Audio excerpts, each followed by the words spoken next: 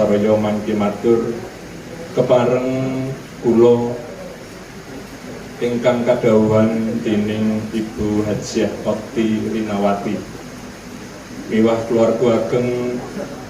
sawarga Bapak Insinyur Haji Kecuk Hendrayadi